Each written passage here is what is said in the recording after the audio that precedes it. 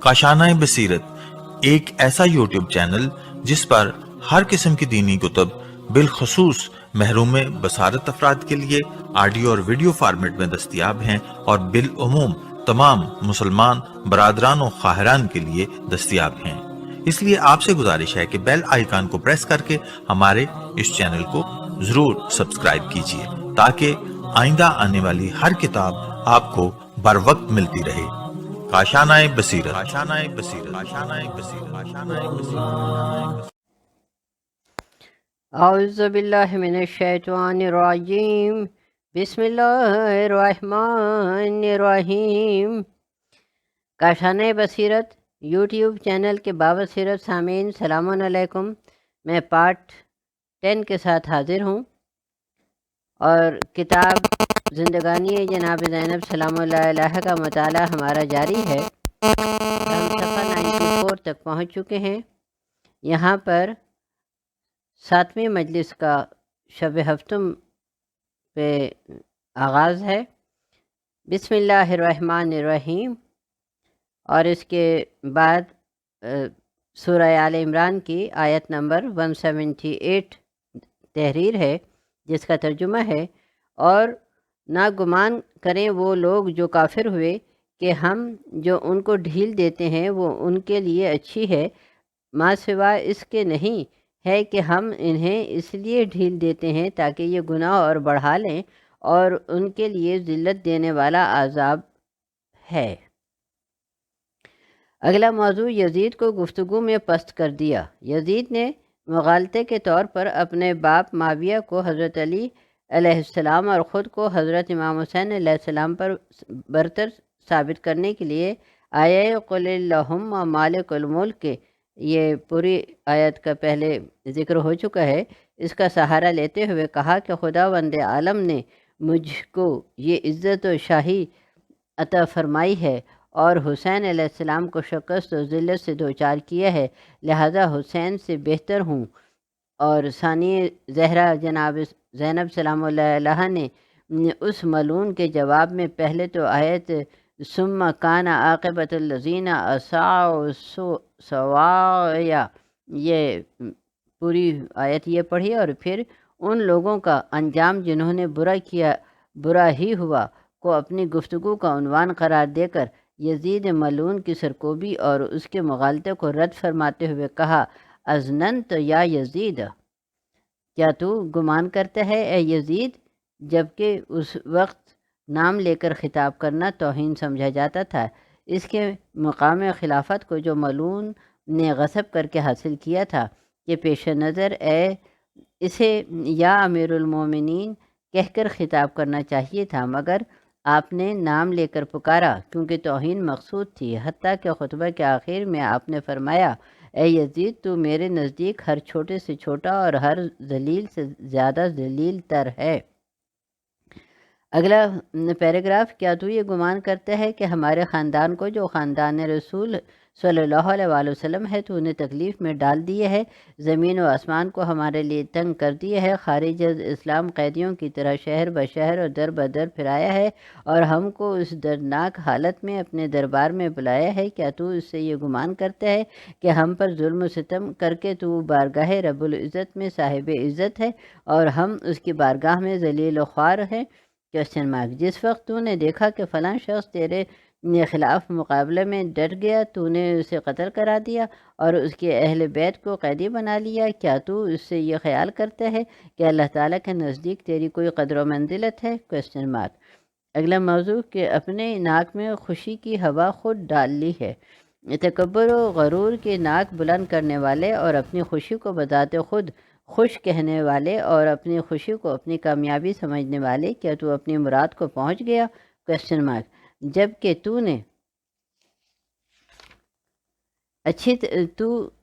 تو اچھی طرح جانتا ہے کہ اطیع اللہ و اطیع الرسول و اولو الامر منکم، یہ سورہ نساء آیت نمبر 59 کے تحت اس سلطنت کو خداوند عالم نے ہم آل محمد کا حق قرار دیا ہے، جس حق کو تو غصب کر کے یہ خیال کرتا ہے کہ تو اللہ تعالیٰ کے نزدیک صاحب عزت ہے، کوشچن مارک۔ اور یہ صفحہ نمبر ہے 96۔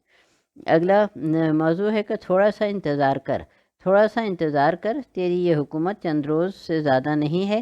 احمق ہے وہ شخص جو صرف ظاہری اور وقتی خوشی پر جان دیتا ہے، اور لائق تحسین ہے وہ نیک مرد جو کوئی کام کرنے سے پہلے اس کے انجام پر غور کرتا ہے۔ اگلا پیراگراف کہ عنقریب یہ تیرا شاہی غرور اور تخت خلافت موت کے تابوت میں تبدیل ہو جائے گا، اور جو کچھ اس حکومت میں تو کر رہا ہے اس نے تجھے مغرور بنا دیا ہے، اور تو عزت کے مفہوم سے واقف ہی نہیں ہے۔ عام لوگ ظاہر بھی ہیں عقل نہیں رکھتے تاکہ جان سکیں کہ ظاہری ترقی مقام منزلت کا نام عزت حقیقی نہیں ہے، بلکہ عزت حقیقی وہ ہے جو ہمیشہ تیرے ساتھ رہے اور تو عزیز ہو، یعنی نہ تو شیطان کا ہم خیال ہو اور نہ ہی تو خواہشات نفسانی کا پیروکار ہو۔ اگلا موضوع ہے کہ حقیقی ذلیل متی یہ شیطان ہے۔ اگر آپ اچھی طرح چھان بین کریں گے تو وہی شخص جس کو آپ عزیز سمجھتے ہیں ذلت کی انتہائی اندھدھن وادیوں میں گرا ہوا آپ کو خواہشات اور تمناؤں کا قیدی نظر آئے گا، جس کو شیاطین نے پستی اور بدبختی کے آخری منازل پہ پھینکا ہوا ہے، اور اس شخص کے باطن میں کیسا جوش و جذبہ ہے کہ وہ اس سے چھٹکارا حاصل کرنے کے لیے ہر ناجائز ہاتھ مارتا ہے۔ تو کیا چاہتا ہے کہ اگر تو اس کے دل سے پوچھے تو دیکھے گا کہ وہ خواہشات اور امیدوں سے پر ہے، جیسا کہ اسے نہ کوئی صدمہ پہنچا ہے اور نہ پہنچے گا۔ صفحہ نمبر ہے 97۔ اگلا موضوع ہے فساد مدینہ اور ابن زبیر کا قیام۔ یہی یزید انہی حالات میں اپنے تکبر کی وجہ سے نہایت ذلیل ہے، اور اس کی تمام تر کوشش یہ رہی کہ اس کی حکومت میں کوئی بھی اسے روکنے ٹوکنے والا نہ ہو۔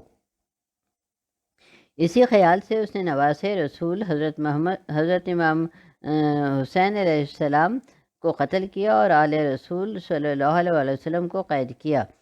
اچانک عبداللہ بن حنظلہ غسیل الملائکہ نے مدینہ میں قیام کیا، اور یزید مدینہ پر لشکر کشی کرنے کے لیے مجبور ہو گیا، جس کی وجہ سے واقع حرہ پیش آیا۔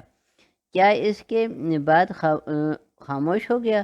نہیں، بلکہ ابن زبیر نے بھی مکہ میں قیام کیا تو اس نے وہاں بھی لشکر کشی کی، یہاں تک کہ جہنم رسید ہوا۔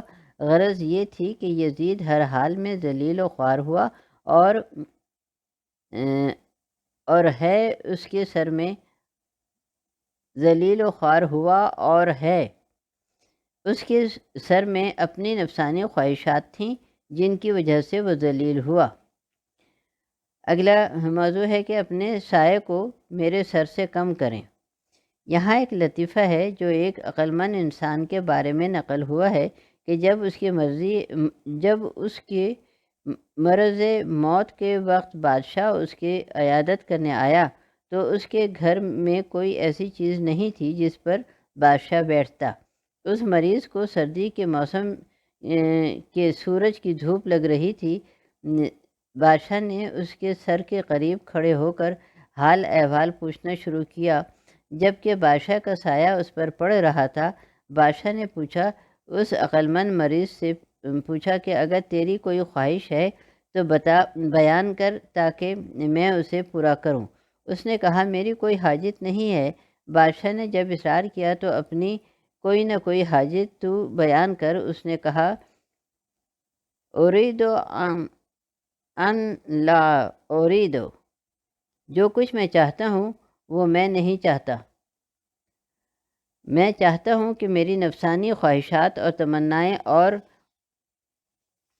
ہوا و ہوس درمیان سے اٹھ جائیں۔ صفحہ نمبر ہے 98۔ اگلا پیراگراف وہی تمنائیں اور خواہشات جو خدا اور بندے کے درمیان ایک پردہ ہیں، جیسے کہ امام سجاد علیہ السلام کا فرمان ہے کہ ابھی حمزہ مصالی کی دعا میں کہ اے اللہ تو اپنے بندوں سے پوشیدہ نہیں، مگر وہ اپنی خواہشات اور آرزوؤں کی تجھ سے آزوں کو تجھ سے پوشیدہ رکھتے ہیں۔ تو اپنا حجاب خود ہے، ان محافظوں کے درمیان سے دور کر دے، ان محافظوں کو درمیان سے دور کر دے۔ پھر بادشاہ حیران ہو گیا اور کہنے لگا کہ میں تیری اس حاجت کو تو پورا نہیں کر سکتا، کوئی کام بتا جسے میں کر سکوں۔ اس عقل مند مریض نے کہا اپنا سایہ کو میرے سر سے کم کریں۔ عقل مند مریض نے ایک تیر سے 2 شکار کیے۔ ظاہری مطلب تو یہ تھا کہ مجھے دھوپ لگ رہی تھی، سردی کا موسم ہے، تیرے سائے نے ٹھنڈک پہنچا کر مجھے تکلیف دی ہے، اسے ہٹا لے۔ اور باطنی مطلب یہ تھا کہ تیری بادشاہی ہمارے اوپر ایک مصیبت ہے، اس سے ہم کو بچا۔ واہ! اگلا موضوع ہے کہ حقیقی عزت اللہ کی رضا میں ہے۔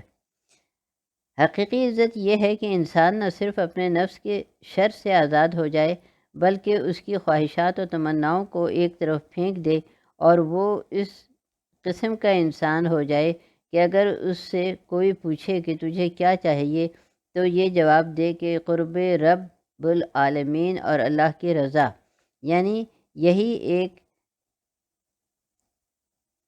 ایک ہی بات کہنے کی اس میں ہمت ہو کہ وہی کچھ چاہیے جو اس کے لیے خدا چاہتا ہے۔ ایسی صورت میں جب خداوند عالم کے ساتھ اس انسان کا اتصال ہو جائے گا تو اس میں اللہ تعالیٰ کی طرف سے عزت حقیقی ظاہر ہوگی۔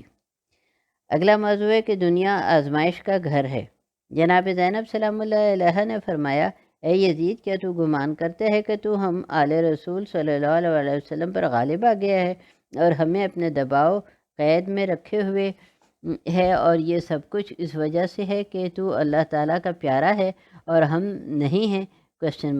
کیا تو نے اس آیہ مجیدہ کو فراموش کر دیا ہے جس میں اللہ تعالیٰ فرماتا ہے کہ وہ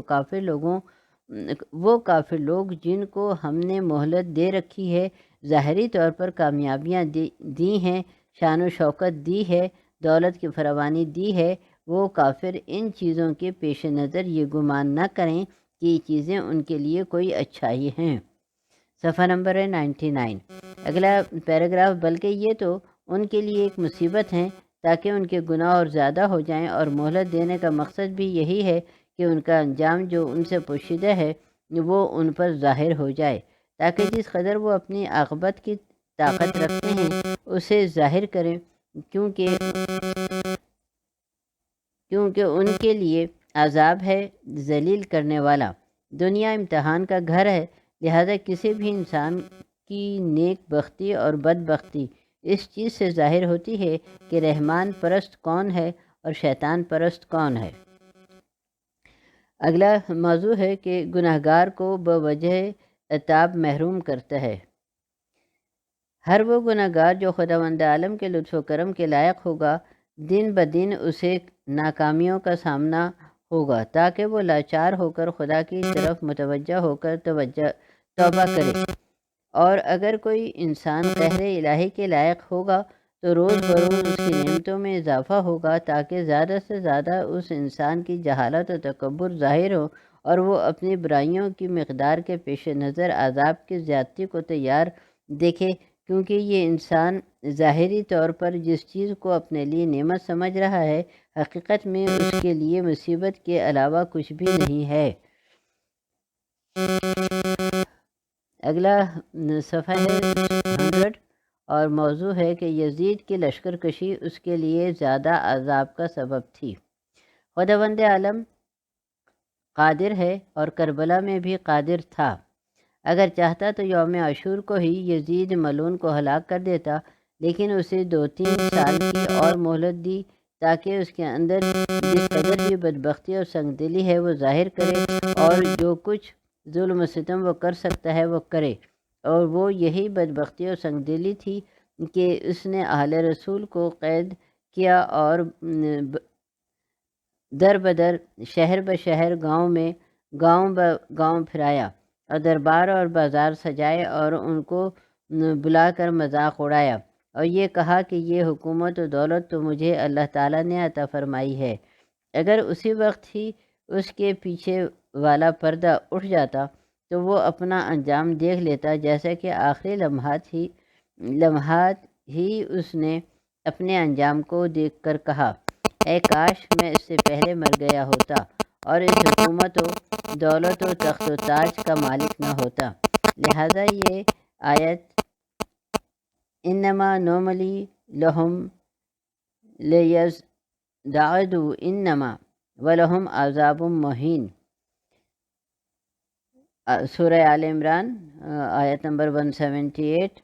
ما سوائے اس کے نہیں کہ ہم انہیں اس لیے ڈھیل دیتے ہیں تاکہ یہ گناہ اور بڑھا لیں، اور ان کے لیے ذلت دینے والا عذاب ہے۔ درست ثابت ہوئی، اور یہ درست ہے کہ یزید پلید نے نواسۂ رسول صلی اللہ علیہ وآلہ وسلم حضرت امام حسین علیہ السلام کو قتل کیا، اور اس کے بعد مدینہ کو اس طرح تباہ و برباد کیا کہ وہاں کے لوگوں کے اموال و نفوس اور فروج، یعنی ان کے مالوں کو لوٹنا اور ان کے سروں کو بدنوں سے جدا کرنا اور ان کی عزتوں سے کھیلنا جیسے کاموں کو جائز کر کے یزید ملعون نے اسلام کی تاریخ کے ماتھے پر ایک بدنما داغ چھوڑا۔ المختصر واقعہ یوں ہے کہ یزید پلید نے مسلم بن عقبہ کے توسط سے ایک لشکر مدینہ بھیجا اور ان کو یہ حکم دیا کہ جب مدینہ کو تم اپنے قبضہ میں لے لو تو اس لشکر پر 3 دن کے لیے یہ جائز ہے کہ وہ جو چاہیں وہ کریں، یعنی جسے چاہیں قتل کریں اور جو چیز پسند آئے اسے اٹھا لیں۔ اور اسی اجازہ کے پیش نظر اس یزیدی لشکر نے اس قدر مدینہ محمد صلی اللہ علیہ وآلہ وسلم کے لوگوں کو ذبح کیا کہ ان کا خون مسجد نبوی میں جاری ہو گیا۔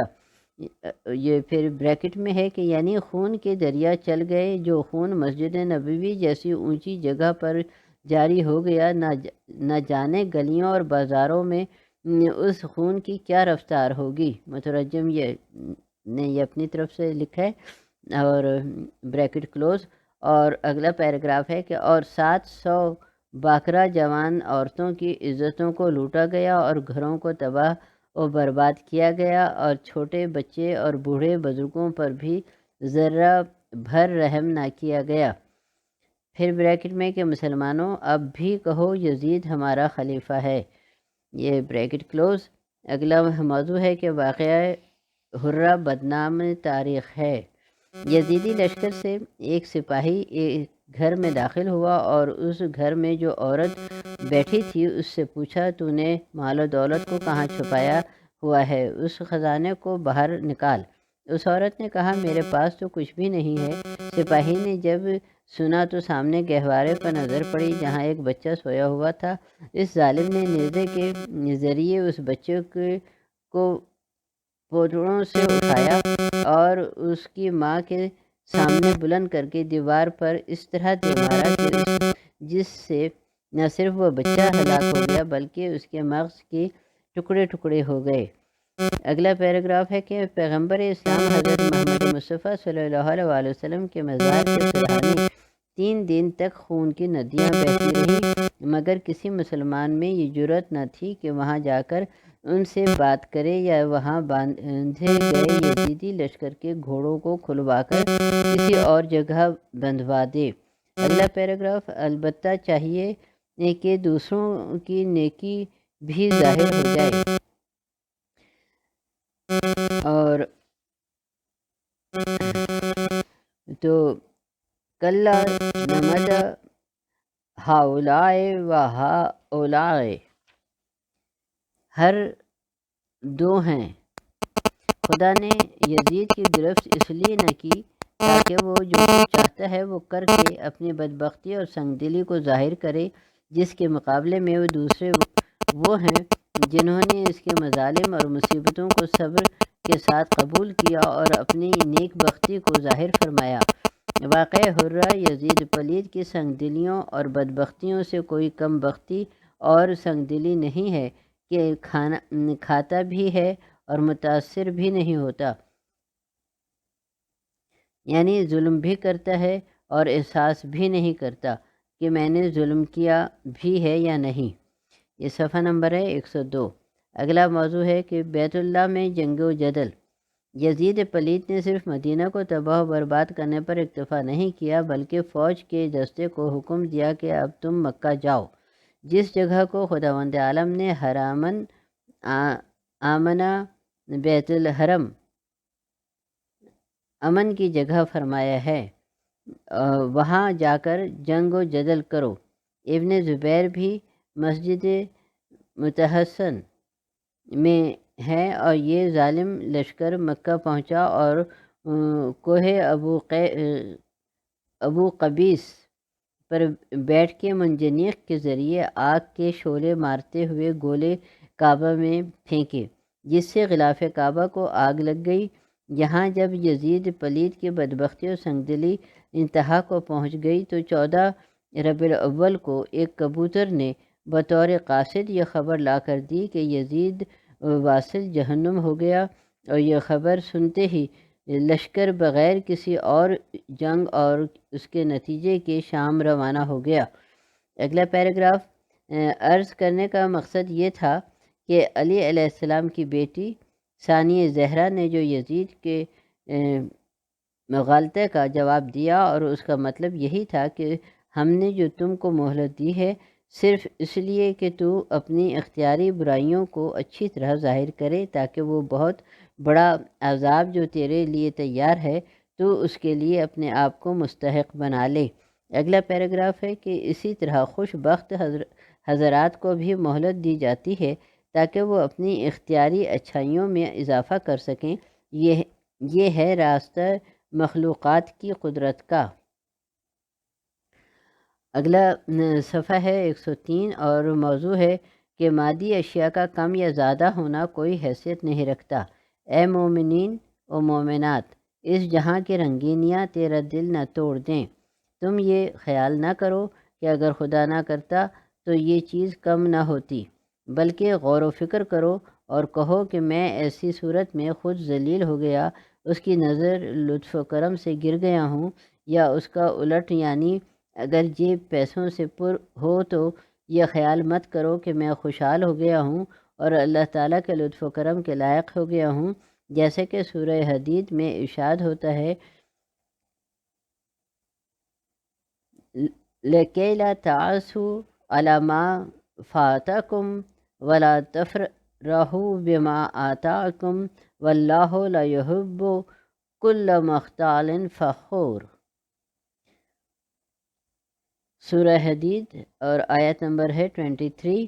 یہ بات تم کو اس لیے بتا دی ہے تاکہ جو چیز تم سے فوت ہو جائے اس کا رنج نہ کرو، اور جو چیز تم کو عطا کی جائے اس کی خوشی نہ کرو، کیونکہ اللہ تعالیٰ کسی اترانے والے شیخی باز کو پسند نہیں کرتا۔ اگلا موضوع ہے کہ کہیں بھی اس کی کوئی حقیقت نہیں ہے، یعنی اگر آپ کسی کو دیکھیں کہ وہ صاحب تقویٰ ہے، واجبات و قضا نہیں کرتا، تو اسے کہو بہت خوب، بہت اچھا، تم تو بہت نیک آدمی ہو، کاش میں بھی تیرے جیسا ہوتا۔ یا اگر کسی دن تم سے کوئی گناہ سرزد ہو جائے تو اپنے سر پر مارنے لگو اور کہو کہ یہ تو میری حقیقی ضلالت ہے۔ اگر تمہارے پیچھے والا پردہ اٹھا دیا جائے تو خود اپنے آپ کو دیکھ لے گا کہ اس حال میں تو کس طرح شیطان کے پنجے کے نیچے ہاتھ پاؤں مار رہا ہے۔ اگلا موضوع ہے کہ فرمان امام حسن مجتبیٰ علیہ السلام۔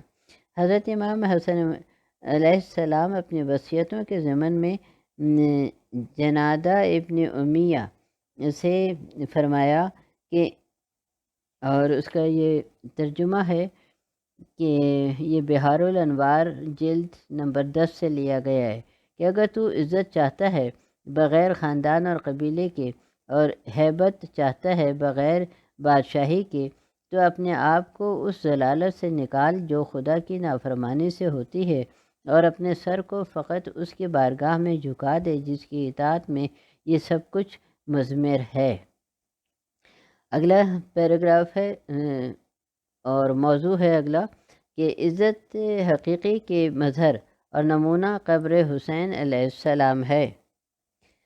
اور شیخ شوستری علیہ الرحمہ حضرت امام حسین علیہ السلام کی نسبت انبیاء علیہ السلام اور عطا اعظام علیہ السلام کی تشبیہ دیتے ہوئے فرماتے ہیں کہ من جملہ ان کی ایک نوح نبی ہیں جن کا بہت اچھا ذکر تھا کہ خداوند عالم نے قرآن مجید میں ان کو سلام علی نوح فی العالمین اور قیامت تک حضرت امام حسین علیہ السلام کی قبر پر کھڑے ہو کر اچھے لوگوں کی طرف سے کہا جاتا رہے گا السلام علی الحسین علیہ السلام، مگر یزید کے لیے بھی یہ تحفہ جاری رہے گا فلعن اللہ علی یزید و علی قاتل الحسین علیہ السلام الی یوم القیامہ۔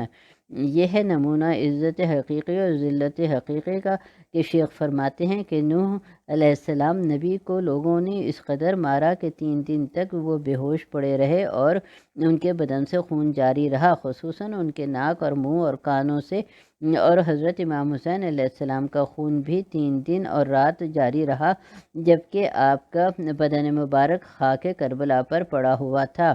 الا لعنت اللہ علی قوم الظالمین۔ یہاں پر ہماری اس 7ویں مجلس کا اختتام ہوتا ہے اور آڈیو کا بھی۔ انشاءاللہ اگلے آڈیو کے ساتھ پھر حاضر ہوں گی۔